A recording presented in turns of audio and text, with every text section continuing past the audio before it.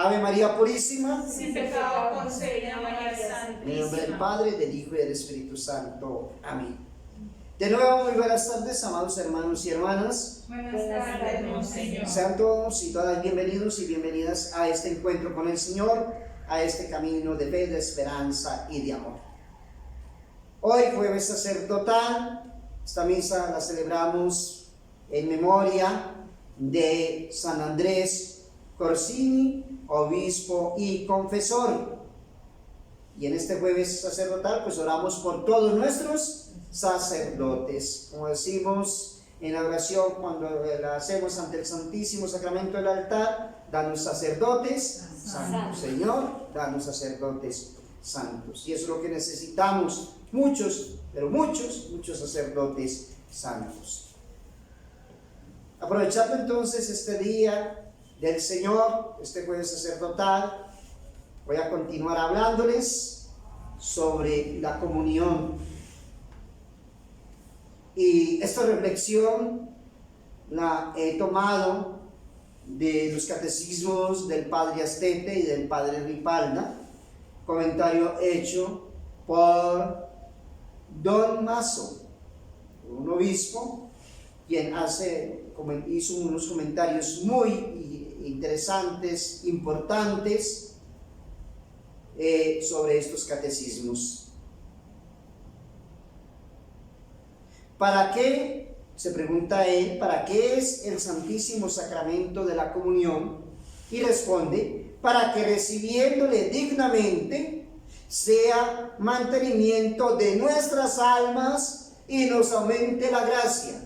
¿Recibiéndolo cómo? Dignamente. Entonces, lo recibimos dignamente, ¿sí? Para mantener nuestras almas, para fortalecerlas y para aumentar la gracia de Dios. Santísimo Sacramento de la Comunión es en dignidad, amados hermanos y hermanas, el primero de todos los sacramentos, porque no solo contiene la gracia, sino al autor mismo de la gracia.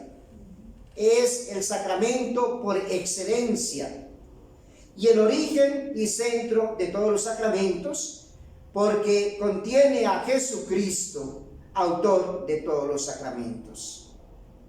Sus nombres son muchos y muy significativos. Se llama Eucaristía, que significa acción de gracias, porque es la más agradable acción de gracias que podemos tributar ¿a quién? A Dios. Que podemos tributar a Dios. También lo llamamos Santísimo, porque contiene a Jesucristo, que es la misma santidad. También lo llamamos Sacramento del altar, porque se consagra sobre el altar y tiene su trono sacramental en el sagrario del altar.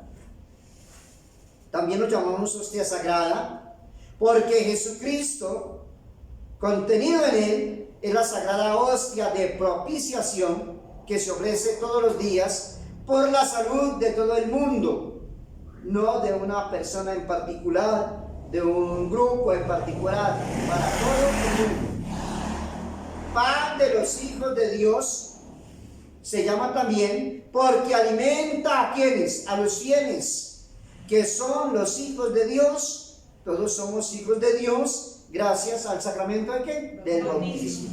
Se llama, en fin, también, y así se le llama, pan de los ángeles, santa mesa, sagrado viático, cena del Señor, santísimo cuerpo de Jesucristo, y se le dan otros muchos nombres que sería largo referir.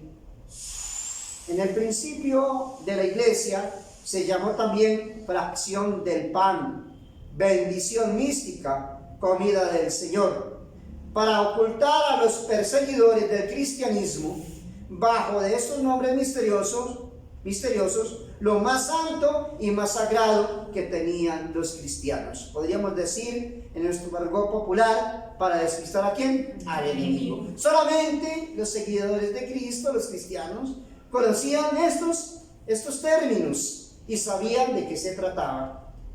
Anuncios de este Santísimo Sacramento. Son continuos los pasajes en el Antiguo Testamento que anuncian más o menos claramente este augustísimo misterio.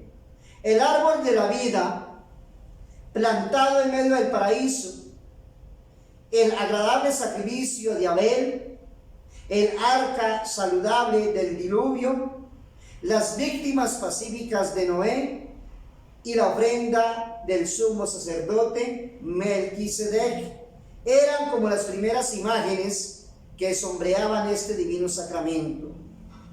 La zarza del monte Horeb, que ardía y no se quemaba, el cordero de un año y sin mancilla, cuya sangre salpicaba por los umbrales de los hebreos en Egipto, preservó a sus primogénitos de la espada exterminadora, el maná celestial, que cayendo diariamente alrededor de los campamentos de Israel, le sustentó 40 años en el desierto, aquel pan de los fuertes, en cuya virtud hizo el profeta Elías un viaje de 40 días sin comer, el panal misterioso de Sansón, el arca del testamento, el tabernáculo de Silo, el templo de Salomón, el fuego perpetuo que ardía en él, los panes diarios de la proposición.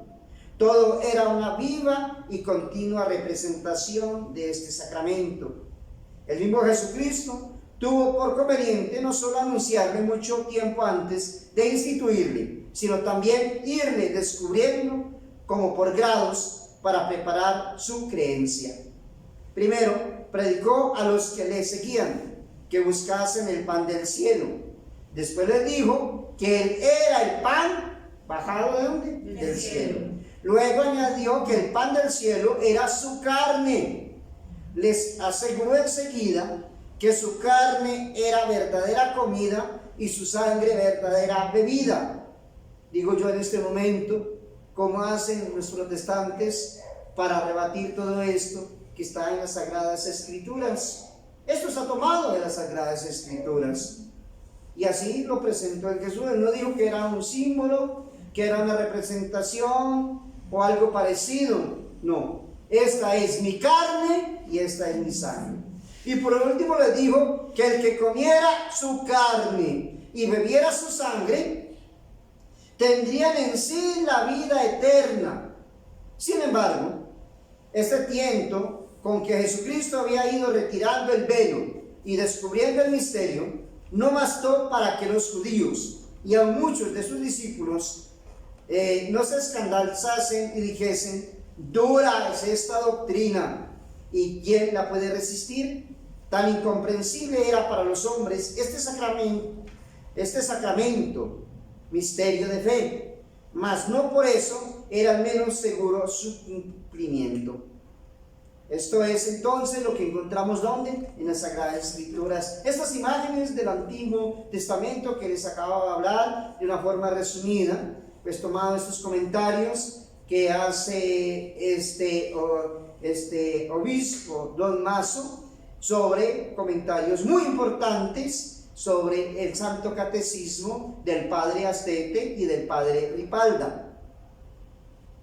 Su institución dice que a vuelta de un año de este anuncio, llegó el tiempo de padecer y morir el Hijo Eterno de Dios por la salud de los hombres. Y en la noche inmediata al día de su muerte, dispuso celebrar con sus discípulos su última Pascua.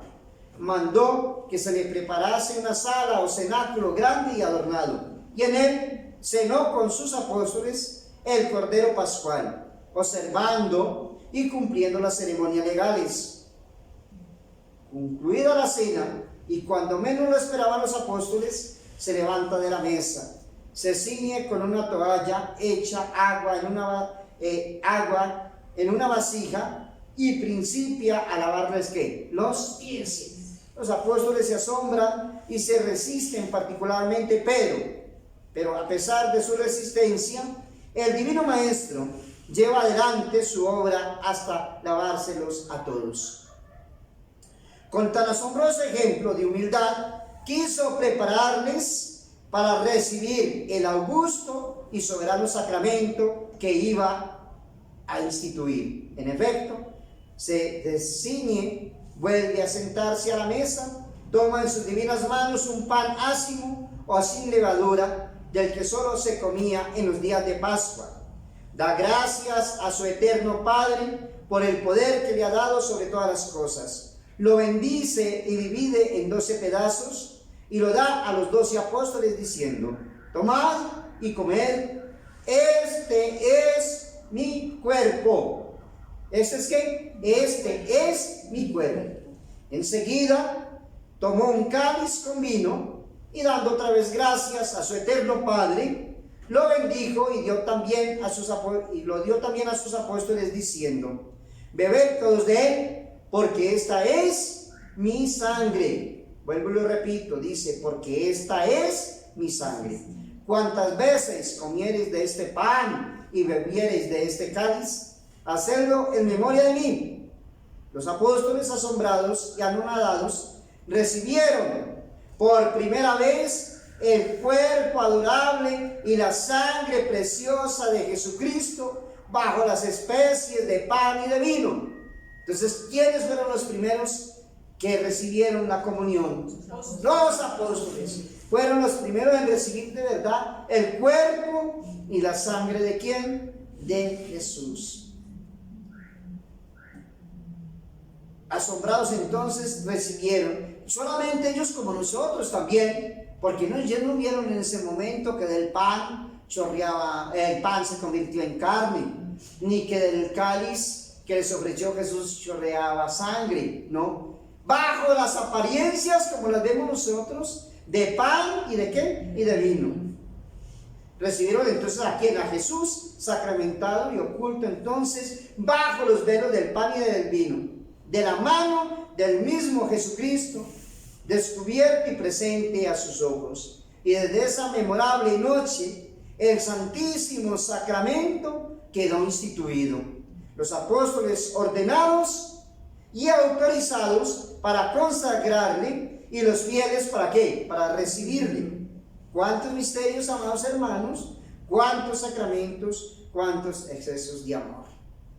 Después entonces seguiremos hablando dentro de 8 días, si Dios nos da la vida, de este maravilloso sacramento, de una pregunta que hace acá este santo obispo: ¿qué recibís en el Santísimo Sacramento de la comunión? Y responde él: a Cristo, verdadero Dios y hombre, que está verdaderamente en el Santísimo Sacramento del altar. Y él hace su comentario sobre esta pregunta que encontramos en los catecismos del padre Astete y del padre Ripalda, y pues que este santo obispo Dolmaso hace sus comentarios sobre vuelvo y lo repito, este catecismo. Todo sea para la gloria y honra de nuestro Señor y Salvador Jesucristo, y para el amor que se debe aumentar en nosotros hacia el Santísimo Sacramento del altar. Bendito, adorado y alabado sea el Señor en el Santísimo Sacramento del altar. Sea para siempre bendito, adorado y alabado. Ave María Purísima, sin pecado concebida María Santísima. en el nombre del Padre, del Hijo y del Espíritu Santo. Amén.